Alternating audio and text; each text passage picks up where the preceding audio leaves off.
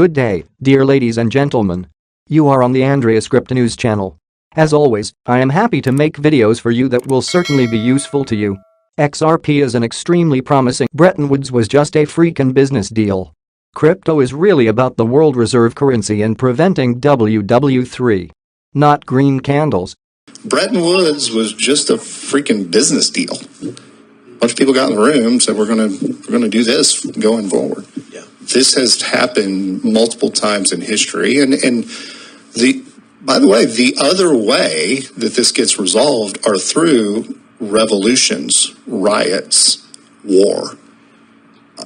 I like to think, notwithstanding what's going on in Ukraine, between Ukraine and Russia and the whole Eastern Europe thing, I think humanity has gotten to a level we don't need war anymore. Yep. We can actually sit down at a table and negotiate and have the power of the pen be how these issues get resolved. Yep. And this is one way, probably not the way, but it is one way that you could see that this gets worked out. So 23% probably. Yes. Finance businesses today in a few different ways. And I think one of the challenges for the industry has been to focus on solving real problems for real customers.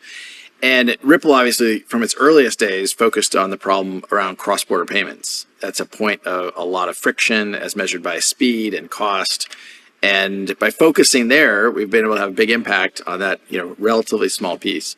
But I think over the next years, you're going to see many financial transactions where a middleman sits, a middle transaction, an intermediary. Those will get removed, and we'll use blockchain and other digital asset type technologies to remove that friction.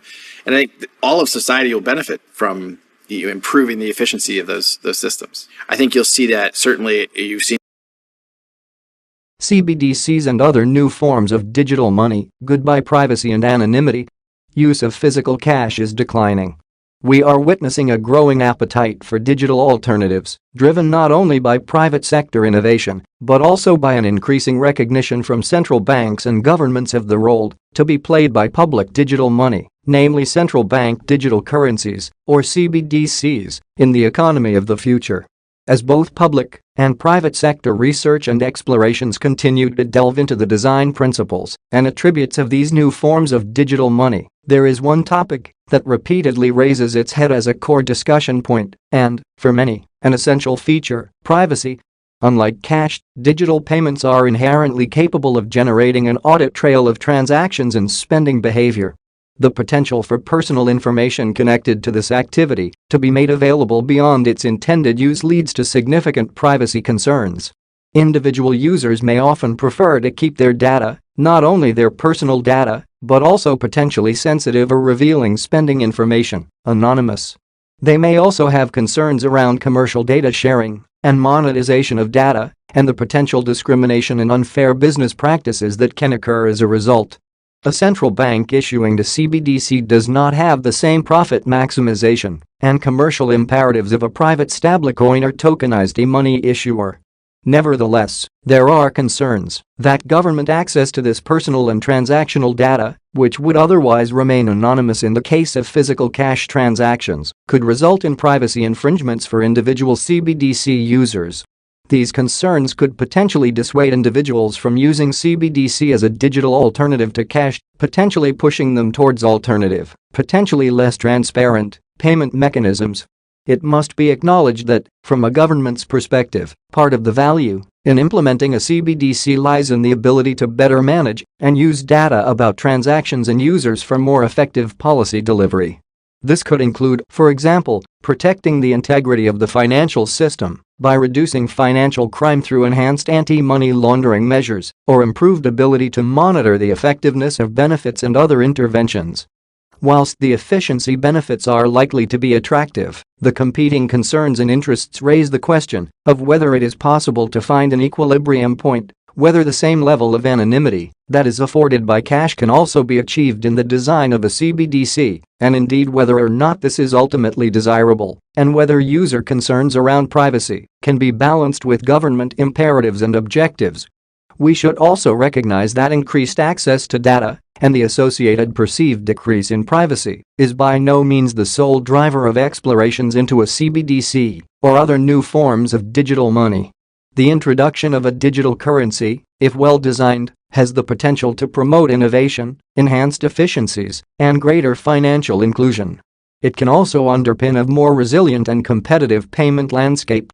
All of these can support the central bank in fulfilling its objectives to maintain monetary and financial stability as well as supporting the UK in its transition to a digital economy. This again reinforces the point that there needs to be a balance between responding to privacy concerns without detriment to the innovative features that digital money can deliver.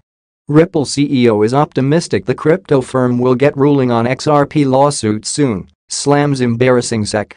The head of cryptocurrency and blockchain company Ripple, Brad Garlinghouse, says he is hopeful a resolution will be reached in its spat with the U.S. Securities and Exchange Commission within the first half of 2023.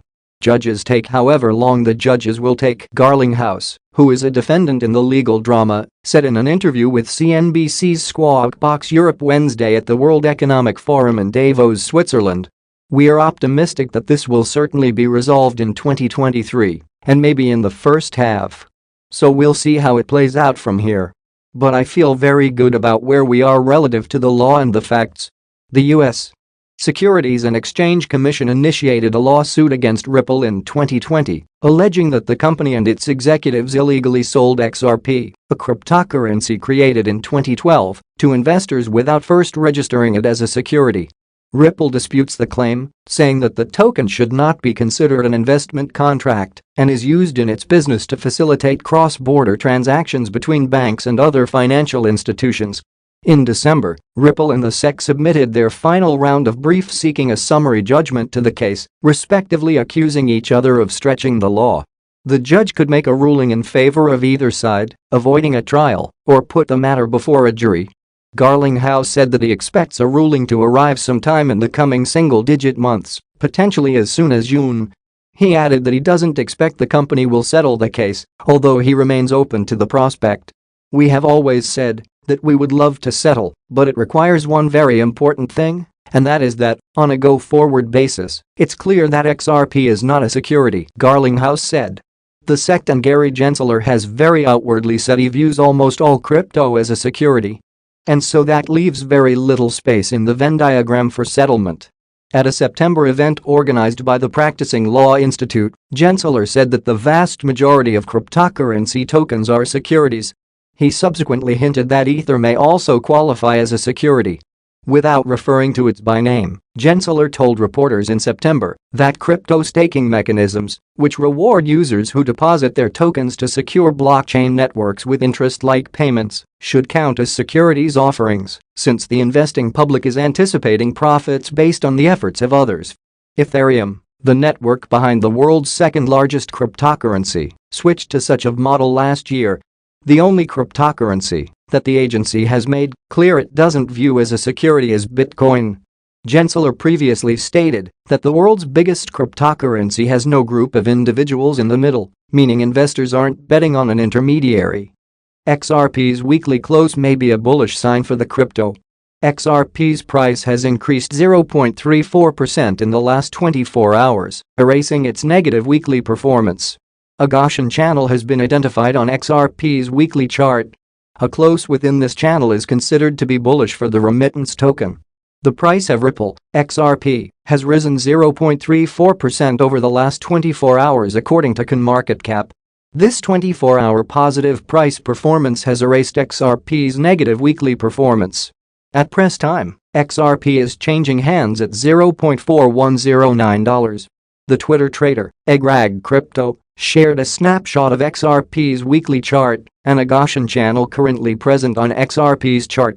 In a tweet this morning, the Twitter user stated that XRP's weekly candle close will be important to watch as it may be the first weekly candle with a full body close inside the Gaussian channel since May 2022. According to the Twitter user, a close within this channel will be bullish for the remittance token. Technical indicators on XRP's daily chart are slightly bearish.